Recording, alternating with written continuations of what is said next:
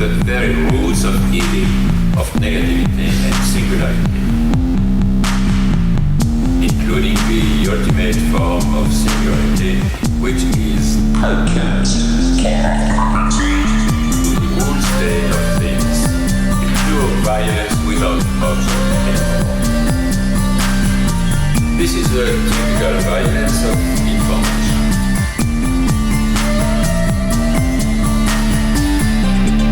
It's violent because what happens there is a murder of the real, the vanishing point of reality.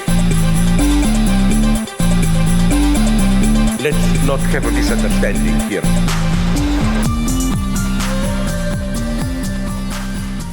Welcome to this week's edition of the Machinic Unconscious Happy Hour with Cooper Cherry and Taylor Atkins. As always, sponsored by the People's Institute for Revolutionary Semiotics.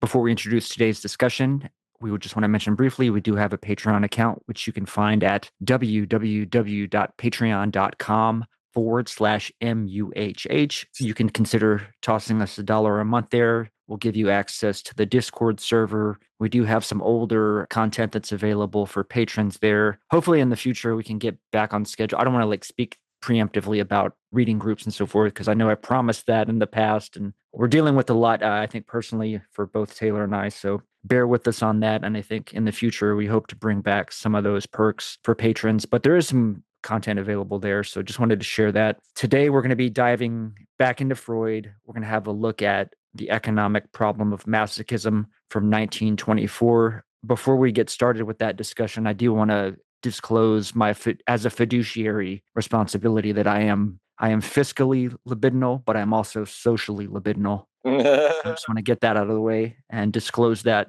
We were trying to figure out the best way to, because you're obviously not socially conservative, fiscally libidinal, but yeah. The joke is that they're the same. I mean, there is no distinction between the fiscal and the social, right? That's the illusion that capitalism wants to impose. Like I've often said, all societies are primitive. Yeah. And it's all about the management of desire and the flows of desire, which we'll get into. I don't want to show my cards a little bit earlier. I think the only thing that I said last time we tried to record on this topic, we had to take a rain check and start over. So this is like round 2. I think the only thing that I wanted to mention is this is later Freud. As I mentioned, we've kind of spanned the gamut from early Freud, 1895, The Scientific Project, all the way up to Moses of Monotheism, one of his last writings. This is towards the end. It's around the time of one of the last things we reported on by Freud, Future and Illusion. He had just published The Ego and the Id. This is why he's bringing up things like the Oedipus complex, the superego, etc. So while I would say my favorite Freud is around 1905, the original draft of the 3 essays on sexuality, obviously Freud is still revising constantly, as he is wont to do. He's revising his theses. He's returning to some. He's revamping and transforming some. But as I said to Coop, and I'll pause here, you can tell that a lot of the language he's using too is relevant to beyond the pleasure principle and this question of the nirvana principle, which seeks to evacuate all of the tension in the psychical apparatus, or the pleasure principle, which is, as he says, it represents the demands of the libido, or which he will make equivalent with the life instincts, the life drives. And then the reality principle, which is trying to balance out these other two with the demands of the external world. A lot of this language is familiar to us from the works of the 20s that we've looked at. I think this is why the sexual stages, right, of the oral, anal, phallic, and genital show up. The Oedipus complex features prominently. The life and death drives are here. So we are in full swing in the late Freud. While this is not my favorite Freud in terms of time period, I do think that this essay is very interesting, and it already jump-started a lot of reflections on both of our parts before we had to restart our conversation. That's the only historical background I want to give on this paper, situating it in Freud's timeline. I've kind of mentioned a few times that I've been thinking about putting together this curriculum for a course on libidinal economics, Oh because that's yeah. just like my favorite thing to talk about. I think this would definitely be one of the works that I would have people read as part of that course. I'm really excited to delve into this discussion because, yeah, it's again, fits into my favorite topic. So I And think we can maybe link this PDF that I assume you found it, what, just by Google searching, or just for for the the essay audience? itself, yeah. Yeah, just to let the audience know, this is 8 to 10 pages. You can read it in slowly in an hour or so.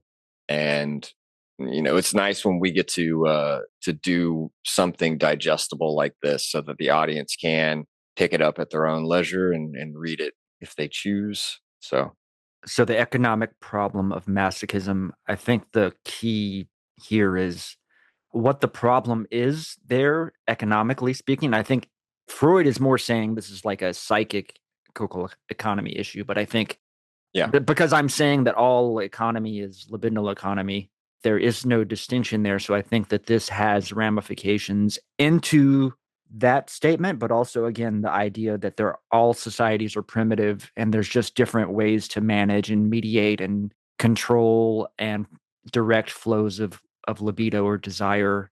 Why that becomes an issue is because of, as you mentioned, this notion of being beyond the pleasure principle, right? Because that pleasure principle would say the subject maxim, and I think this is kind of like classical capitalist economic theory, would be the subject seeks to maximize its utility and its pleasure as Hmm. it pertains to their choices, whether they be in the marketplace, just outright marketplace, or let's say the sexual marketplace.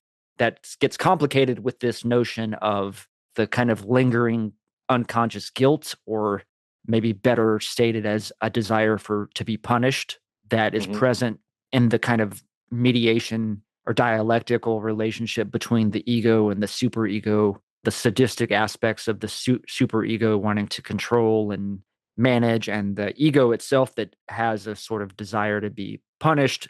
Freud kind of links this back to another piece that we've covered, Totem and Taboo, where again, the myth of the primal father who is hoarding all the women, the sons get together, they decide to kill the primal father because of this. They kill him, they consume his flesh, they have this guilt over the murder of the primal father, and thus the sort of categorical imperative of the prohibition of incest against Hmm. incest becomes the sort of founding criterion or the moral center of the formation of early society, a primitive society, let's say. Yeah, and I do think that their guilt stems from the fact that they obviously identify with the father a little bit, right? It'd be easy for one of them, maybe the oldest brother, to try to take his place, but that's why that the prohibition has to be laid down in order to prevent that from occurring. The other thing I would say, real quickly, this is again kind of a historical or meta view, because I do think it's important, and I like your idea of a curriculum on libidinal economy. I want to say this use of the notion of economic obviously can be read and should be read in line with libidinal economy as you laid out. The other thing too, though, that we need to remember is Freud, what's popularly called Freud's metapsychology. And I say popularly, Freud himself talked about it. There's three ways of viewing the psychical apparatus.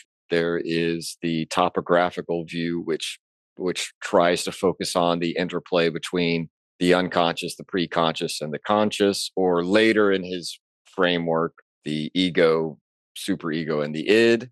So that's one way of viewing what goes on in the psyche.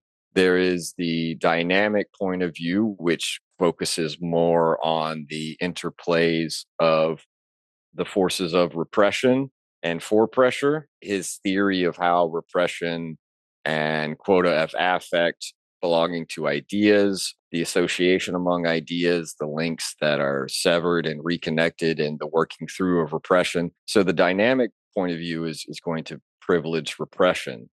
And then the economic point of view is going to be looking at quantitative flows of bound and unbound energy and the way in which excitation is handled by the psychical apparatus, which he himself defines as for him almost evolutionarily comes into play because of its job is to evacuate the buildup of tension.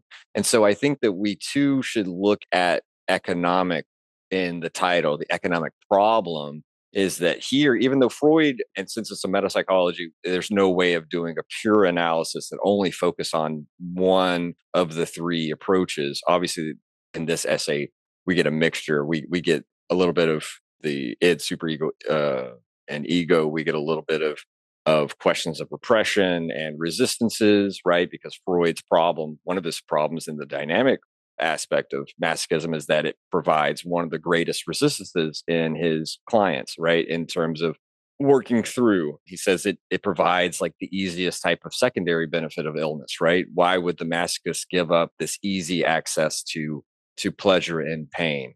It's kind of like Zizek talking about the pervert. Why would the pervert want the whole woman when he can have the foot or whatever, right? We should also think about how Freud sees an economic problem, which he lays out in this opening paragraphs, right? If the pleasure principle is the watchman over our life, our mental life, why is it that the pleasure principle is obtaining pleasure, avoiding pain, or avoiding unpleasure, if we want to use Freud's technical term? So, how is it that masochism scrambles this? This is an economic problem for him. If the psychical apparatus quantitatively through the pleasure principle is seeking a pleasure, which for Freud generally means a reduction in tension, right? That's its job. How is it that masochism scrambles things? That in humiliation, debasement, and physical pain, how is it that heightening of tension becomes pleasurable? So for Freud, he has to reevaluate this economic issue because economically, we're dealing mainly with quotas, with quantities. And Freud's like, look, if we could figure out the qualitative shift and this, almost Hegelian type of question, if we could figure out how quantity transforms into quality psychically in this economic way, we would be so far advanced. We would make such an advancement in psychoanalysis. And he's like, alas, we can only have these hypotheses, these usually what Freud is kind of left with, right? He's not yet saying that psychoanalysis is a fully established science. It's still groping around and it still is trying to figure out first principles and axioms and definitions and all these things. I didn't think about it last time we talked, so I'm glad I brought it up now that the economic has the general sense in which you brought it up, libidinal economics, but it has this specific metapsychological sense of an approach to the psychical apparatus that is investigating the interplay of these bound and unbound libidinal energies and how they influence our mental life. Does that make sense? Yeah, absolutely. I want to go back to the notion of the sort of categorical imperative of Oh, yeah. the prohibition against incest, just to highlight for the audience that the first economy is the exchange of women by, which logically makes sense, right? Reproduction of society is the most important priority that's self-evident that we have to reproduce society. If all the daughters and sisters and mothers and so forth are hoarded by one party, then that creates, you said this was like an example of like a disjunctive synthesis. I forget the right, but I think that's kind of a good way to think of it too. I use the term exclusive disjunction because you exclude yourself from marrying your mother, sister, right? You are excluded from Your daughter that. as well, right? Your daughter, sorry, your daughter, your sister, Either way, your I mother. think all of it applies. The Oedipal, a new vertex for a new Oedipal triangle has to be left open. Otherwise, the system affiliation is going to destroy the extended alliances, right? This is kind of Deleuze and Guattari talk. Sorry to bring that in, but you No, know that's what I'm good. saying. That's exactly what I was wanting to highlight. And it's very similar to what we looked at in The Bow in the Basket, the essay by Pierre Claster, where he's talking about the hunter doesn't eat his own kill. That's an exclusive disjunction that fosters and promotes social ties, social binds, because the hunter is not only providing for society, and so they need him, but he needs them to feed him in kind. And so there's a whole series of exclusive disjunctions whereby the hunters are leaving open their kills for others, similar to the incest prohibition, where the women are being left and their families are being left open for others, because that again causes a kind of circulation, a kind of economy in the society that builds alliances and binds peoples together. And obviously you and I have talked about this when we did the anti-Oedipus readings, we Game of Thrones and all the intricate interplays of families and bloodlines and alliances that Martin is able to dramatize so very well, including the question of incest with The Targaryens, but also the Targaryens and the what are they called? Lannisters as well. Yeah. And the Lannisters, who have a kind of, they appropriate a tradition from the Targaryens in secret, right? Yeah. Or at least I say in secret. Jaime and obviously Cersei are mimicking something that the Targaryens use for their own purposes. But anyway, that's a popular culture, fictional reference. It just shows the analyses of Anti-Oedipus, the analyses of this question of as you said, these imperatives that Freud traces again through myth and fiction in Totem and Taboo. It kind of dramatizes them pretty well. So you mentioned Game of Thrones and the sort of incest issues going on there, but I think even more starkly, of course, I'll have to plug Dune here, because one of the primary conflicts early on in the story is right that Jessica, the Duke's concubine, gives birth to a son in defiance of the Bene Gesserit, who I think it's also kind of interesting that in like Freud's discussion, it's the males who are the ones who are determining the exchange of this like filial exchange of alliance and so forth. But in Dune, it's the Bene Gesserit who are really behind the scenes controlling the sort of flows, in the sense that they've denied the current emperor a son, a male heir, because their machinations are they want to wed the Harkonnen heir Fade Routha to an Atreides daughter, and that would that would form an alliance between the two houses who have been feuding and threaten to destroy the bloodline and obviously bring conflict into the empire. Jessica, in defiance of that, gives birth to a son, which obviously negates the possibility of alliance with the Harkonnens and sets the stage for the at least early destruction of House Atreides in the novel. So I think that really just crystallizes what we're talking about with relation to the prohibition of incest and the exchange of women, and this being the kind of way that society or what have you sort of negates this conflict and allows there to be a social bond and alliance and negate conflict between factions or tribes or what have you, families. It's a good example, and I'm sure if you search your codex, you would find some masochistic examples more directly as well. I won't test your knowledge on that front.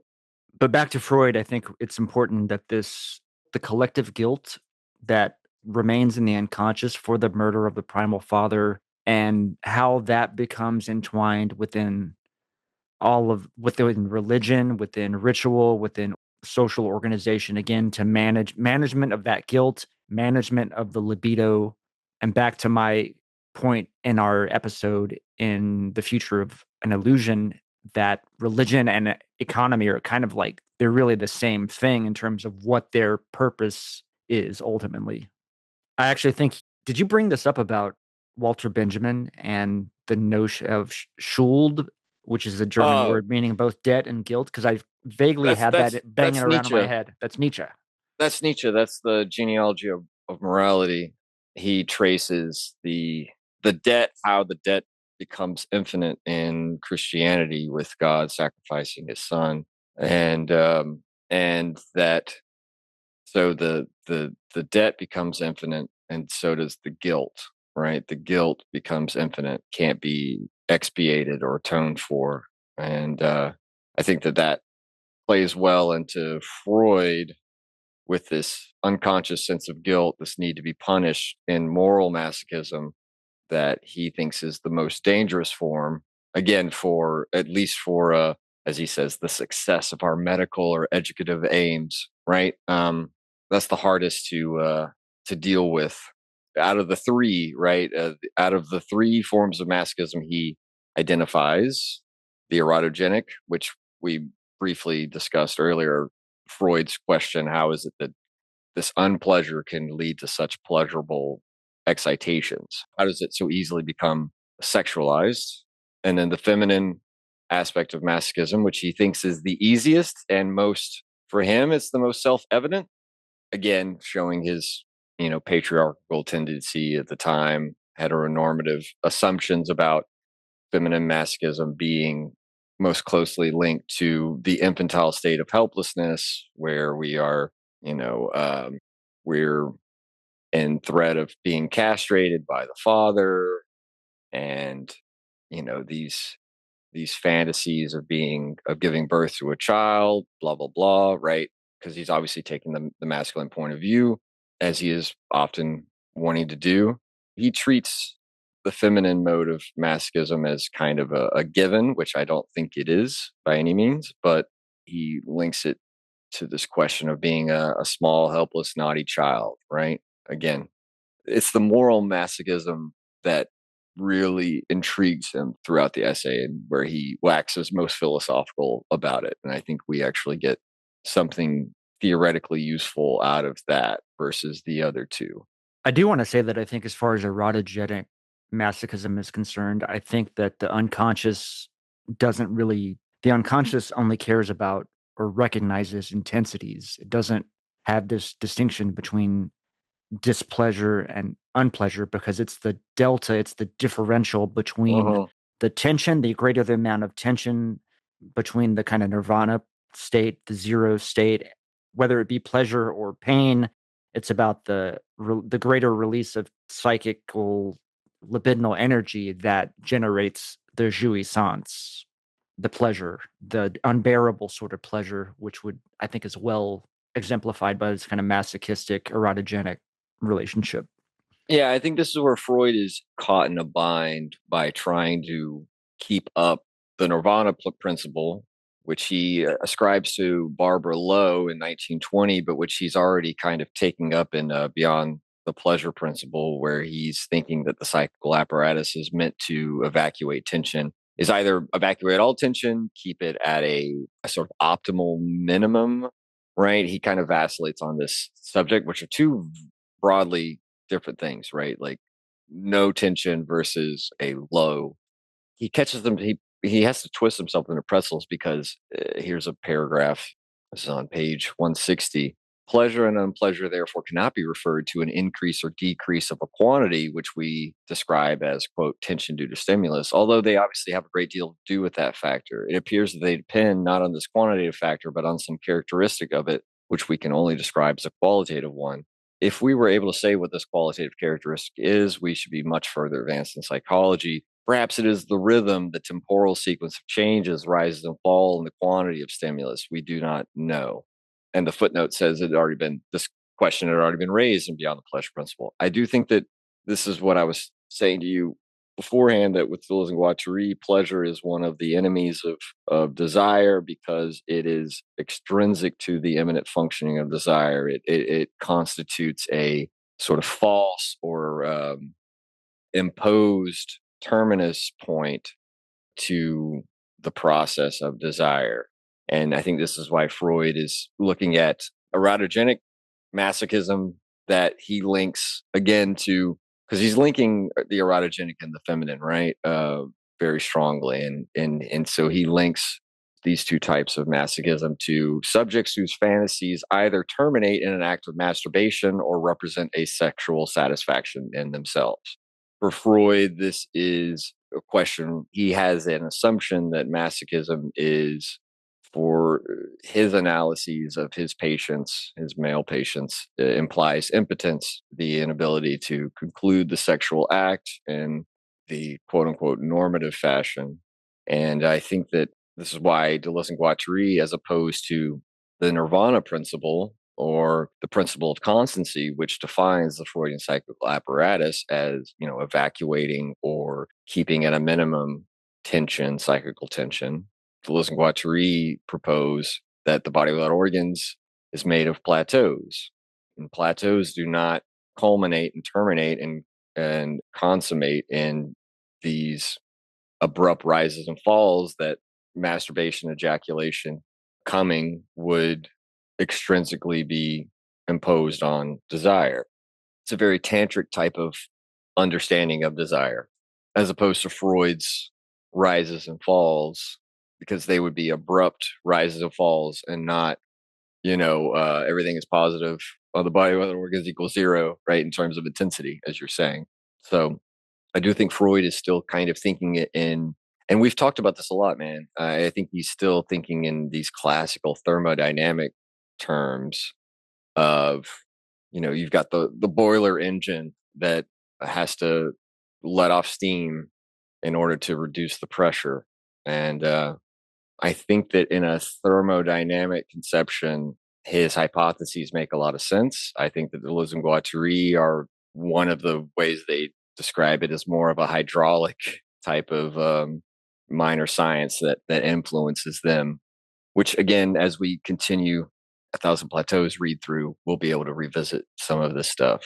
For me, what's interesting here, though, as far as the zero state is as it pertains to kind of what I've in the past referred to as the war between debtors and creditors, as far as it pertains to like dual entry accounting and right, Mm. all debts and credits have to cancel one another out. So I think that kind of is an interesting point, but also I think relative to the masochistic as it pertains to economics, you can look at it in a couple of ways where in one sense there's a masochism of the creditor in that they are foregoing pleasure up front for reward, for a long-term reward, in terms of they're giving up their immediate pleasure for a long-term satisfaction or whatever exchange, jouissance, you could even which say, is in a which way, is like right? the reality principle for Freud. You take a detour instead of the most direct path that the pleasure principle wants to take. The reality principle, while still yielding pleasure, it just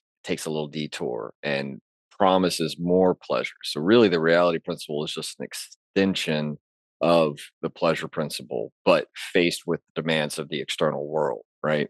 On the flip side, on the consumption side, there's a masochism in the sense of the jouissance, which is drawn from I've like personally done this to where I've spent money on something that I know that I shouldn't have Hmm. because it's just going to put me in more debt. So I've not delayed my satisfaction. I've drawn my immediate satisfaction, but at the cost of my long-term suffering. So there's a element of the masochism present there too, which if you want to be very Freudian about that, like let's say that is a sublimation of this kind of sexual tension, right? The inability to ejaculate or relieve that sexual tension has to be that cyclical energy gets displaced elsewhere in terms of buying something and the Hmm. immediate gratification that gives at the cost of my long-term financial health or freedom or whatever you know what I mean? I'm sacrificing there's a quanta of something that I'm paying a cost for.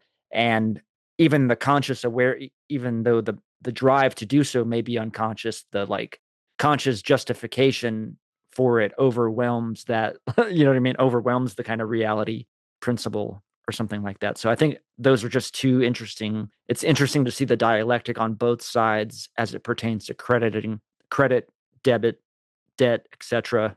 I think everybody can vibe with what you just said as sort of an impulse. I mean, this is how a lot of grocery stores make a lot of their profit from impulse buys, that Coke or that snack in the checkout lane, right as it wasn't on your list of things to get, but you impulsively grab it and it's marked up however many, much more than it would be if you had planned out your purchases and bought in bulk or whatever.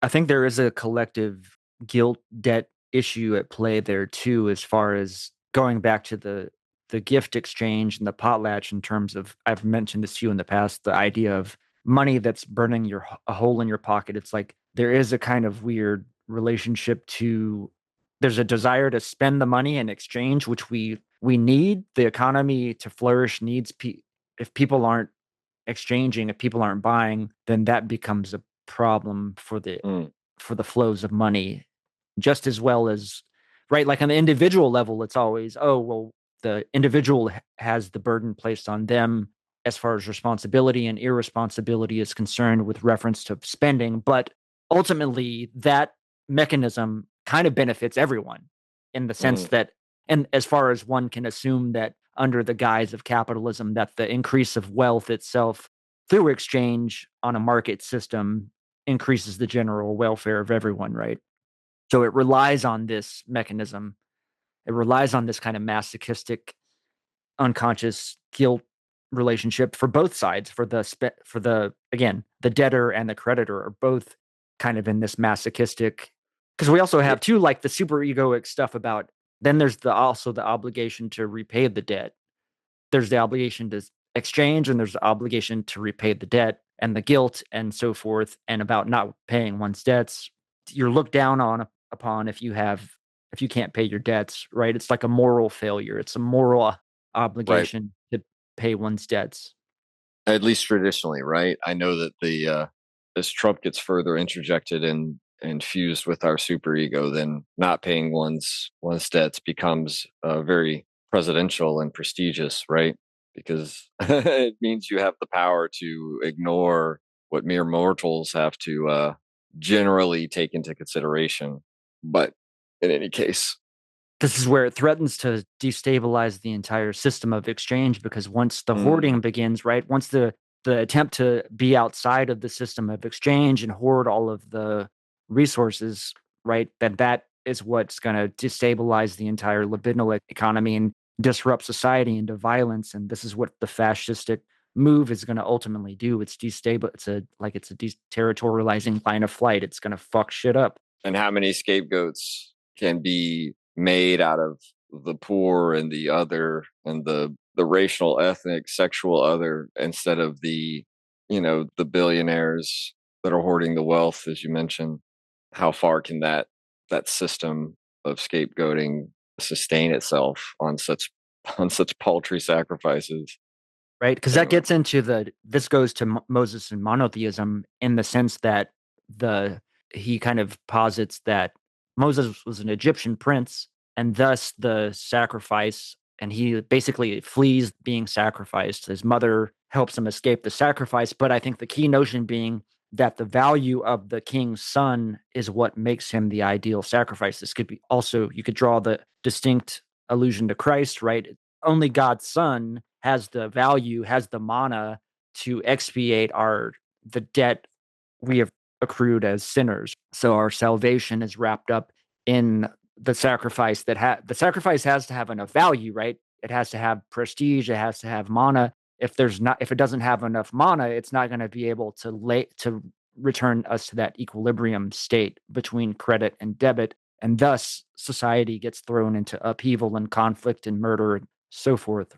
That makes me also want to go to the sacrifice of the workers and kind of go to this notion from Lyotard's libidinal economy, the famous quote about "hold me tight and spit on me," where yes, the workers take a kind of a wicked jouissance and enjoyment out of their bodies being exploited by capital, and their sacrifice to capital, and also their submission to a force that is greater than themselves, which I think is another that goes to the kind of quote unquote feminine masochism that Freud tries to think. Where actually I think it's we can displace it from that heteronormative lens into a more role of the submissive idea, where one submits to either the forces of nature being which overwhelm us, the forces of a father god who overwhelms us with their power, or the symbol of the father himself who controls and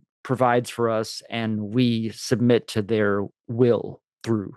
yeah. I mean, this is why I read that last paragraph in the whole essay, because he's trying to think about how the life instinct or life drive, which he associates with libido, makes equivalent with libido, and the death drive, which tries to, in his estimation, sort of lead the organism back to its elementary, rudimentary, inorganic state, which is why he associates death drive with sadism, because in order for there to be a kind of, for the life drive to prevent the death drive from carrying this out, especially turned against the subject's own very self, it has to be externalized into an aggressive drive or a drive of destruction, right? But he says that there's always this, like, even in this interplay, there's always a residue left behind, a charge left behind in the subject. And that, he wants to say, is apart from our infantile fantasies of being punished and all of that, that's secondary masochism, where we have a bit of death drive is always left over. So he says in the last paragraph, thus moral masochism becomes a classical piece of evidence for the existence of fusion of instinct, right, of the life and death drive. Its danger lies in the fact that it originates from the death instinct and corresponds to the part of that instinct which is escape being turned outwards as an instinct of destruction. But since, on the other hand, it has the significance of an erotic component, even the subject's destruction of himself cannot take place without libidinal satisfaction.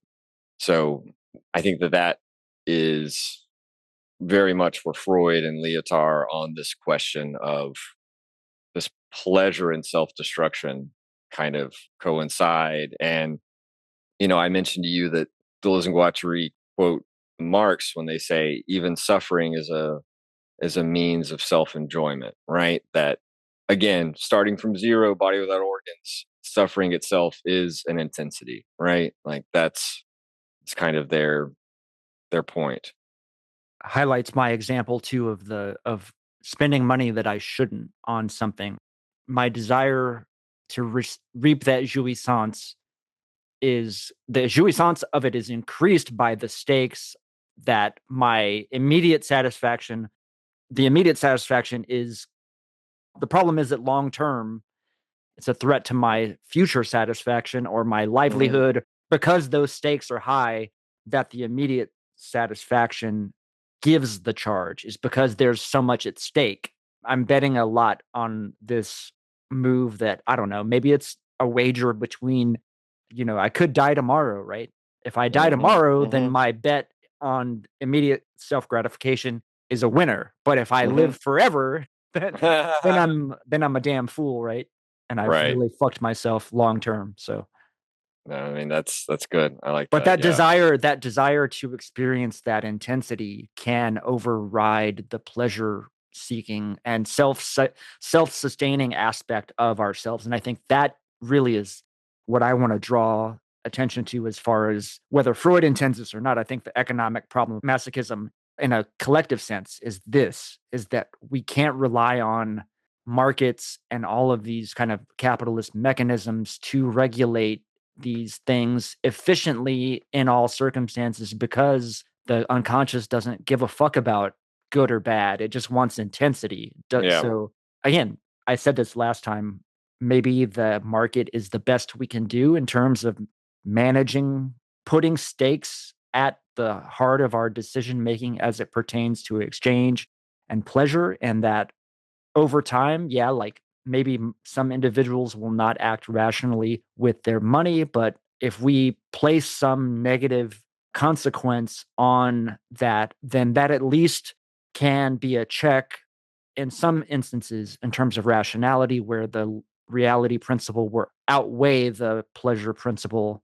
It'll average itself out, if that makes sense. So yes, markets can be irrationally exuberant, but over the long term, the rational will win out on average. And so that's the kind of best we can hope for as a society, if that makes sense. You're treading ground on the genealogy of morality.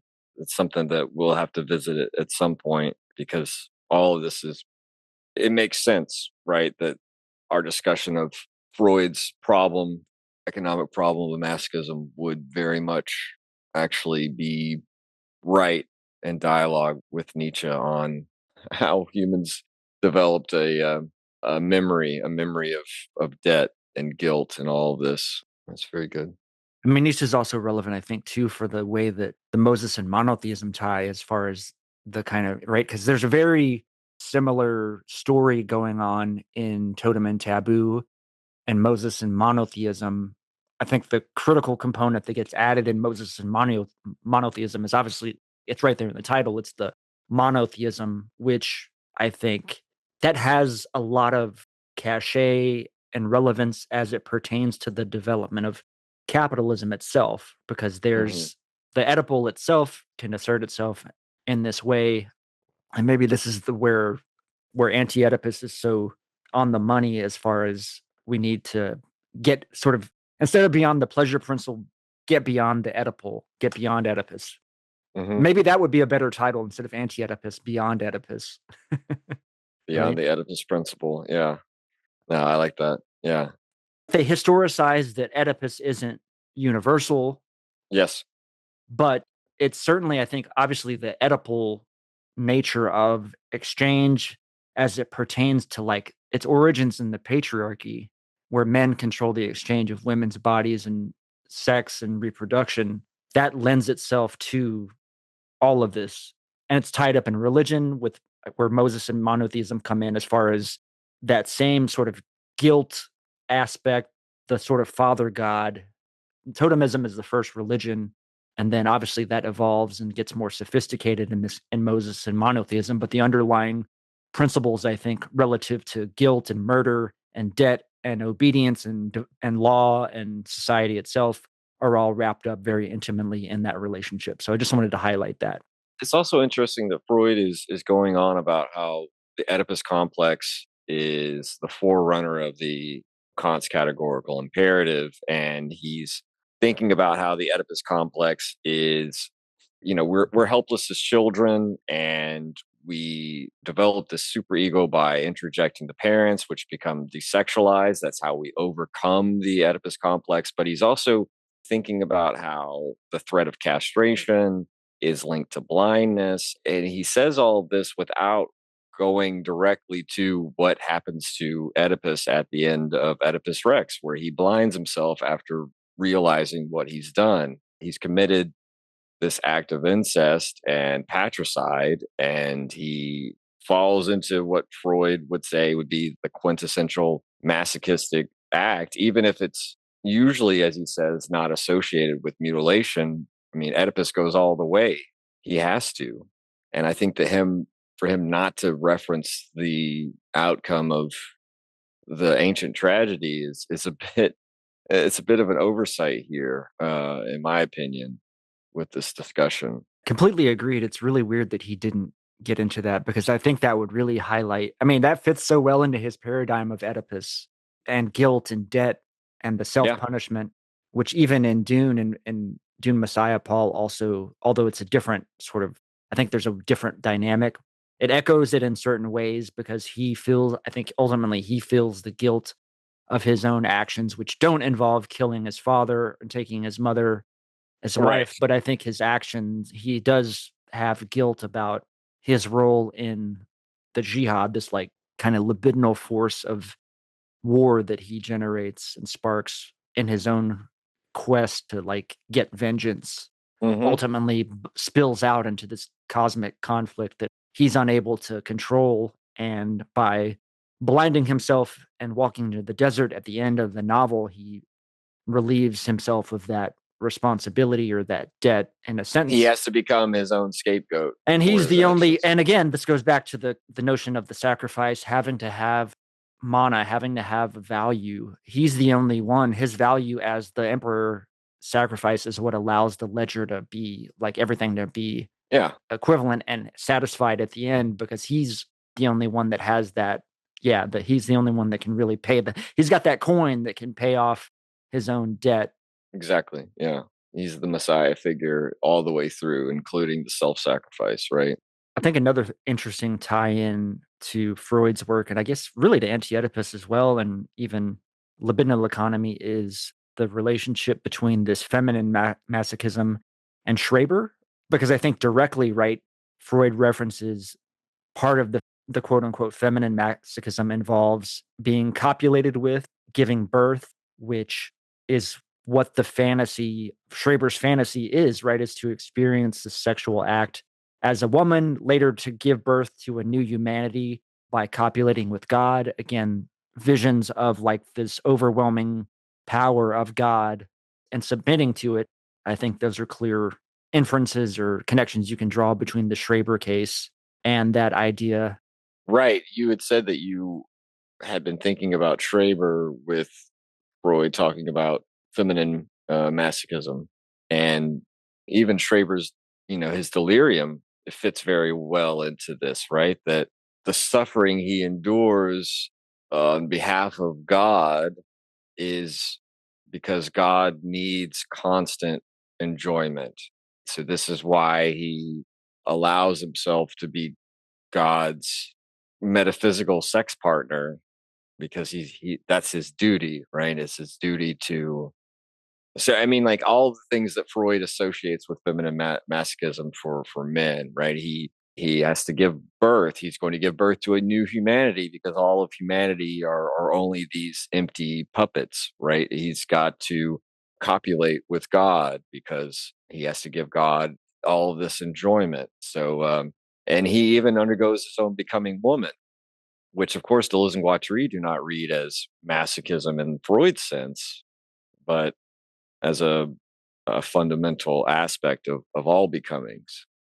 There's some interesting stuff with transference there too, with Flechsig, Hmm. who was Schreber's first doctor, and that, we mentioned this, it's been a while since we brought up Flechsig and how I think Schreber and his wife had a likeness of him in their home, but also Flechsig he's like a symbol of the torment that Schreber feels as well early on Hmm. before he starts Flechsig, then becomes, I think, the relation between Flechsig and then God, right? Like this fantasy intensifies, but there's a certain transferential relationship, whether it be to him as the doctor or the authority figure, what have you. I think that's another interesting angle as far as the masochistic reading of Schreber would be concerned. And this is, it very quickly turns into a relationship where, you know, the doctor becomes this persecuting figure, right? So this is where Freud goes into analyzing the paranoid aspects of the schizophrenia. And the other aspects of masochism that Schreber undergoes is, he talks about his organs decomposing. He's literally rotting from the inside and sort of dying in real time, but God's spermatic rays that are infusing his body miraculously heal him as his organs are decomposing. This is where Deleuze and Guattari get that notion of miraculating machines, right? You got the repulsion, the attraction going on in the body without organs, and then you've got this kind of maintaining aspect, the miraculating machines. I think they describe it like a wrestler with metals jingling on his vest, which is like, I guess, a very old school, maybe French type of wrestler. I thought that was a weird image that's always stuck with me. There's something really interesting there too. Maybe you could expand on the miraculating machine in the sense of like the foreclosure of death, which, if we're looking at symbolic exchange in death, where Baudrillard problematizes the issue where like the disavowal of death, I think you could even draw actually a simpatico here between that idea that Guattari has about institutions needing a death drive. Hmm. There's a similar logic here that Baudrillard is talking about, where like this foreclosure of death, maybe I'm not, maybe foreclosure isn't the right word, but I don't know. That to me, it sounds kind of right. As Well, far as like maybe disavow. So there's a yeah, disavowal the of death, disavowal of death. That's a good way to put it. right? Yeah, I Because mean, it's like yeah, capitalism is infinite accumulation without end, right? It's this endless cycle of accumulation with where maybe human or it's at really least indefinite, if not infinite, right? It's at least indefinite, indefinite. where Yeah, that's a better way. the end is not clear, right? Yeah. I don't know if you can kind of see what I was trying to say as far as this, Well, the sort of recessative aspects of God reinvigorating Schreber's organs as part of this infinite or indefinite accumulation of pleasure, jouissance, and Hmm. capitalism and its indefinite Well, accumulative process. how does Baudrillard say it in the very first chapter towards the end of Symbolic Exchange and Death? It's okay. So you brought up Guattari in Anti-Oedipus saying there needs to be this something like an institutional death drive where institutions don't indefinitely try to prolong their existence, where they lead these provisional existences that have strategic interventions. They play themselves out, and then they can be reformed from the ashes instead of prolonging themselves like churches, like armies and states, right, which want to continue on and persevere in their being, like in the Spinozan Conatus way. With Baudrillard, he kind of argues that, in capitalism, the worker is never given death all at once. We're sort of death on the installment plan. We're giving these little bits of death at a time. So the most radical sort of resistance to the capitalist juggernaut is to like seize our deaths all at once.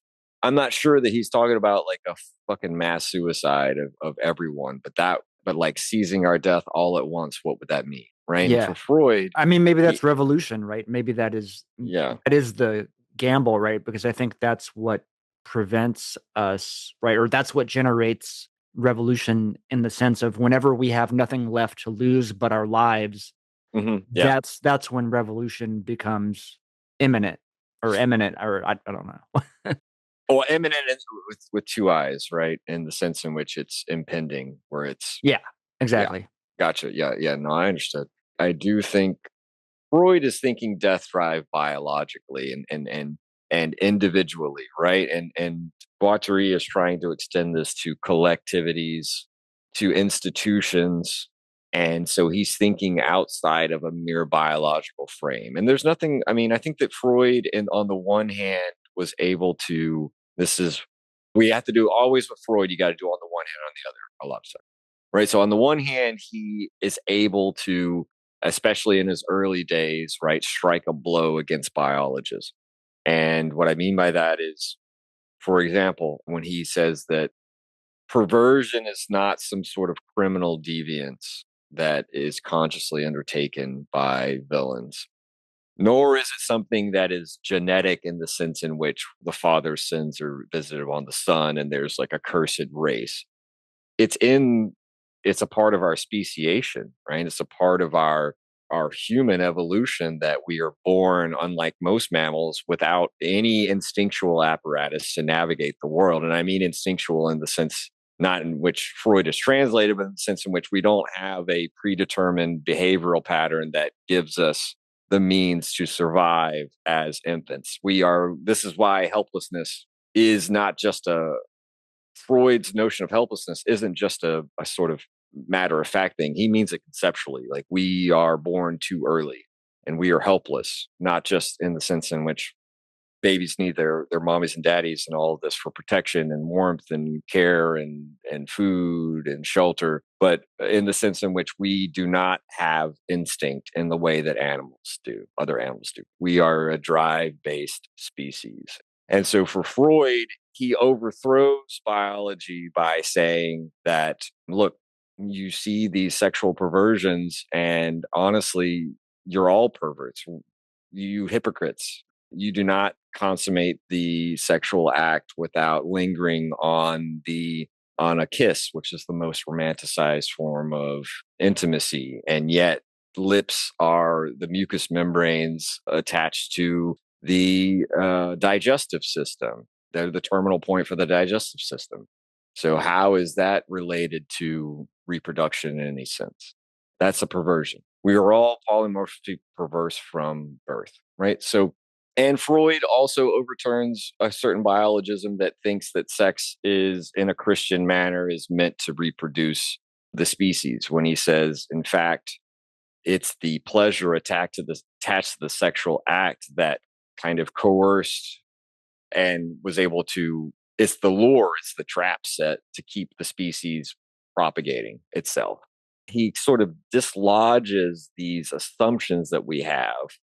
But then you see, on the other hand, by defeating a certain crude biologism, he still is circling around another type of biologism to understand the sort of embeddedness that we have of being embodied. The psychical apparatus isn't a mental, spiritual abstraction floating around. It is seated in a body with drives and desires. And so he is trying to think about how there is a biological basis for the drives that psychology can't really tell us about. We need biology to.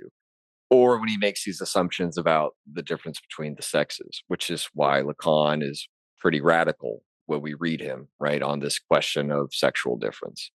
When Lacan is quite radical on the questions of, at least late Lacan, right? I'm thinking of Seminar 20 with the sexuation diagrams, right? The feminine position and the masculine position. Freud is still obviously inheriting an old school biologism that talks about female masochism as though that were unproblematic and a given. And I said it last time, it's because he inherits these Western binaries that Derrida obviously shows can be and have to be and are constantly deconstructed. But he associates, just like the ancient Greeks, femininity with passivity. And it's the masochist who is passive. And I think that Deleuze and Guattari are obviously so far beyond this old schema of these binary oppositions when in How Does One Make Himself a Body with Other Organs and A Thousand Plateaus, they take the masochist as a case study of the becomings involved and the intensities involved and the thresholds, the propagations of waves, etc., in the body without organs, and why they take that up as the masochist becomes kind of a, I don't want to say a hero, but at least a protagonist in that question. And I think that for Freud, he can't even help to relate to a moral type of pejorative when he equates in this essay itself masochists with perverts. The Freud of 1905 would have said we're all perverts. We're all perverted from the start. We didn't have it's almost original. It's our original sin, polymorphous perversity. But here he talks about the masochistic pervert. Well, you've gone back to using a term that you had exploded from the inside, and you've gone back to using these everyday types of aspersions to cast against masochists, which, if you look at how he writes about masochism in this, moral or not, he's kind of showing that there is a primary masochism that we are all condemned to because of the fusion and diffusion of the life and death drives. I feel like Freud, this is why the later Freud for me is, I always have to play like on the one hand and on the other. And it reminds me of what Deleuze Guattari said: we refuse to play take it or leave it, right? We refuse to take all of psychoanalysis as Freud and later thinkers had bequeathed us, or to reject it all. They're not going to play that fucking game. I think that that's one of the things why we keep returning to Freud and Lacan and Laplanche and these other psychoanalytic thinkers, because we may have a lot to disagree with about psychoanalysis and can critique its means of control and its assumptions that reinforce certain binaries and oppressive categories, etc. But I think you and I agree with that wholeheartedly. We refuse to play take it or leave it with Freud. It's too easy to do that and forego the opportunity to like think through some of this really problematic shit. There's that question, the like cliche of who would you like to have lunch with or dinner with? I think Freud might be my number one choice out of everyone, even Yeah. beyond Deleuze and Guattari, or just because what an interesting culmination of anthropology and literature and science, biology, psychoanalysis, right? He's just got such a rich tapestry that he draws from, and seems to ultimately have like a kind of benevolence, whether Yeah. that manifested itself always and consistently. At Yeah, the the end of the day, I think- grandfatherly. Yeah. He's got the grandfather. I think that it would depend on the drugs that we would be doing and available. I'm not doing cocaine with you, Freud. No, Yeah, I Freud. don't. I don't fuck with it. The Freud of 24 probably would have been done with cocaine. He Yeah. might have, I would do cocaine with the Freud of 1905. Absolutely, I would. Maybe the 1924, I would just smoke some cigars with him, have some brandy. I think Guattari, you would have to be doing some kind of psychedelics.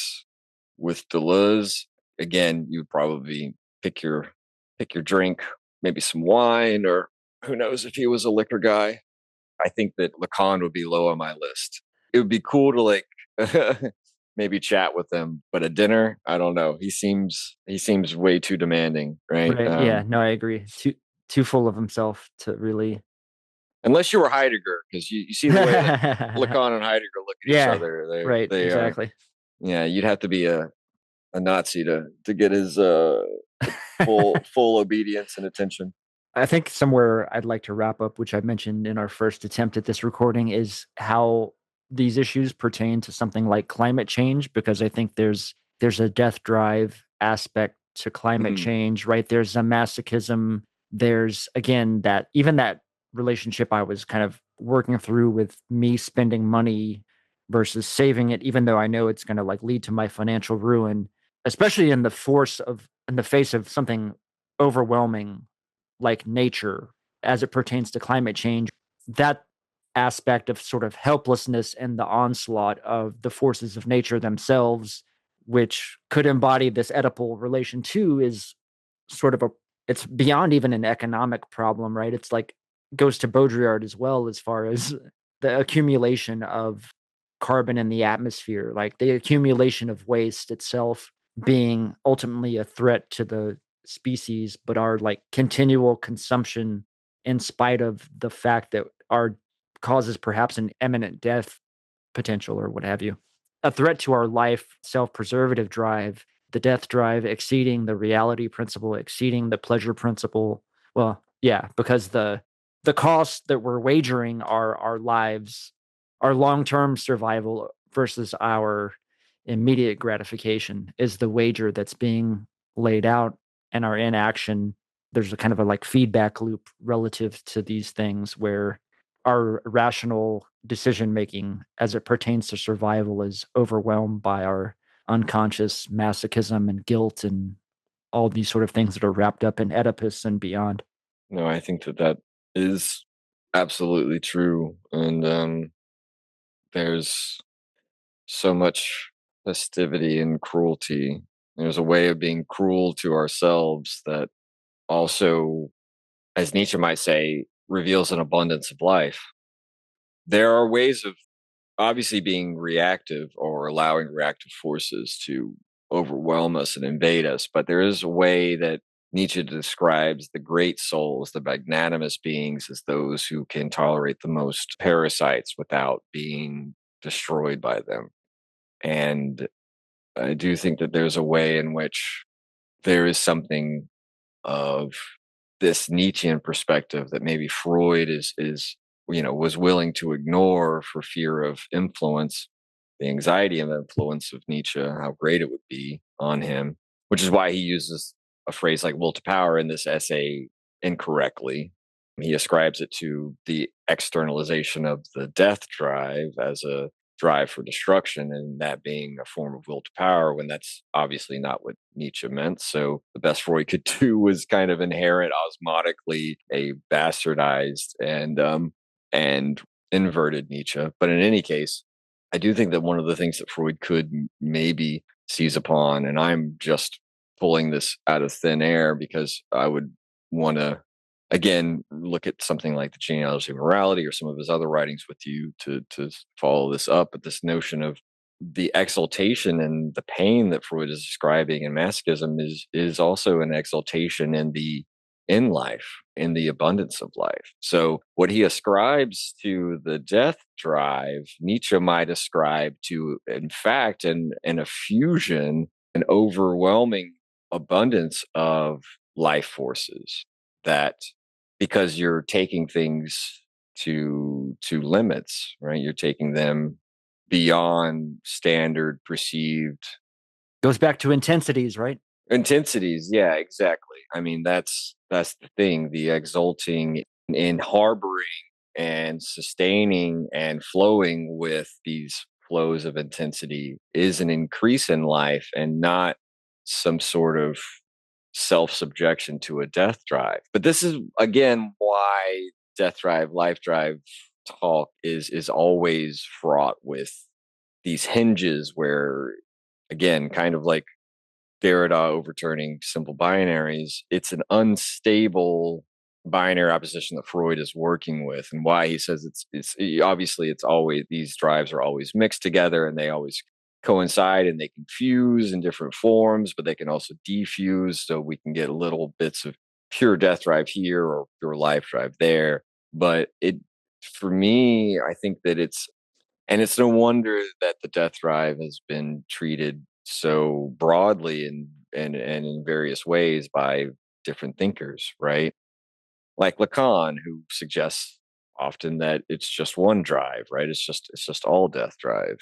And I think that that's why it can, for me, sometimes get in the way. That's why, like, Deleuze himself wanted to reject the death drive, notwithstanding Guattari's intervention in an institutional death drive in that creative way. But I think that for Deleuze, insofar as the death drive is going to stand for that which is negative, it follows from his philosophy that would be something to be rejected as an epiphenomenon, knowing how he feels about negation. So Yeah. I would just say then hold me tight and spit on me becomes an affirmation of life in a in a Mhm. fucked up way, right? Like, I don't know. yes, I don't know if that's good. I don't know. I don't know. Maybe that's why we need Spinoza to help us. yeah. What is the emphasis? Is it hold me tight and spit on me because I resign myself to this hell, or hold me tight and spit on me that gets me off? That's intensity. Hold me tight and spit on me as an act of resistance, which can also be libidinally charged. Laruelle writes about Nietzsche taking on aspects of fascism in his writing because he wanted to embrace the adversary to make sure that they drowned. This is why, for Laruelle, Nietzsche takes on the appearance of fascism, the better to get close to it and strangle it. So, like, hold me tight. If you hold me tight, I can get close. I can get close with my weapons. My dirk and My dirk, stab ye. my dirk, shovel, pickaxe, From whatever. it is. from hell's heart I stab at thee. Do you bite your thumb at me, sir? I think I'm spent. I'm good. I'm fully evacuated. You've The reached Nirvana. The excretory pleasure has been achieved. We have reached Nirvana principle. I have to recharge the batteries. Let the intensity building begin until next week, I think. Yeah, I think that's a good idea. Thank you all for joining us. This has been another edition of the Machinic Unconscious Happy Hour. We'll see y'all next The week. very roots of evil, of negativity and singularity, including the ultimate form of singularity, which is unconscious, the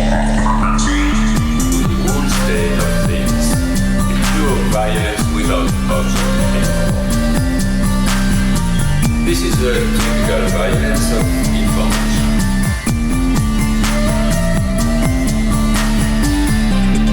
It's violent because what happens there is a murder of the real, the vanishing point of reality.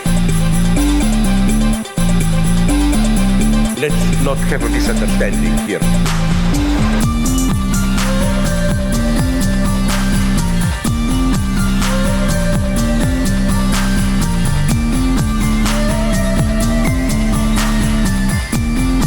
What I meant is the following.